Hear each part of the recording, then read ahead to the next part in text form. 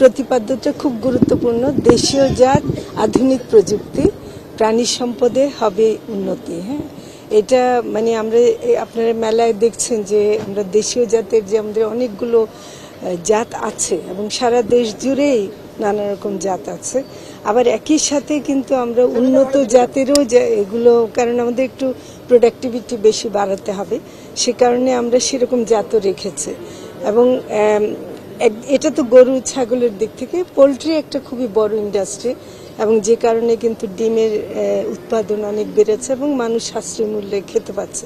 তা আমরা কিন্তু মনে করি যে এই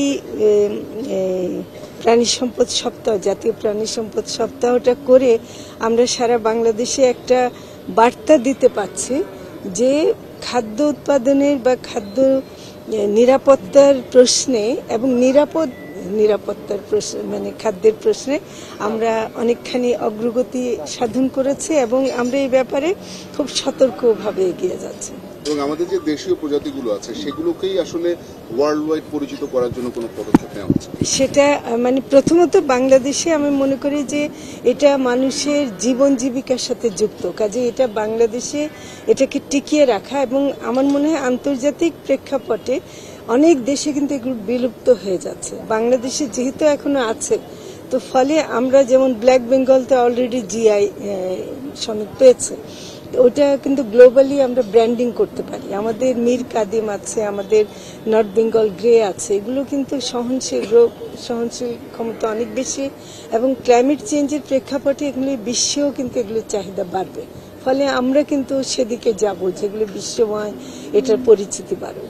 একটু যদি বলে যেতেন যে দ্রব্যমূল্যের সহনশীলতায় আপনাদের ভূমিকা অনেক বেশি। আমরা দেখি অনেক পণ্য আছে যেগুলো আমাদের প্রতিবেশী দেশটা কোনো কারণে কোনো সময় বন্ধ করে দিলেই আমাদের অনেক বেশি সংকটের মধ্যে দিয়ে আমরা যাই। লং টার্ম কোনো পরিকল্পনা আপনারা আসলে রেখে যাচ্ছেন কিনা? না, এখানে আমাদের যে সম্পদটা আছে প্রাণী সম্পদে, মানে দুধ, ডিম, মাংস, এটার মধ্যে শুধু দুধটা ছাড়া আমদানির উপর বেশি নির্ভরশীল। অন্যগুলো আমরা নিজেরা স্বয়ংসম্পূর্ণ, আমরা ওগুলোর জন্য আমদানি করতে হয় না এবং আমরা আমদানি করতে চাইও না, কারণ এই ধরনের পণ্য বিদেশ থেকে আমদানি করলে যেসব ঝুঁকিগুলো আছে আমরা সেগুলো এড়াতে চাই। তো সে কারণে আমরা মনে করি যে আমরাই পারবো, এটা আমরা করে দেখিয়েছি আগেও। এখন আমরা শুধু দুধটা ছাড়া অন্যগুলো আমরা নিজেরাই করতে পারবো।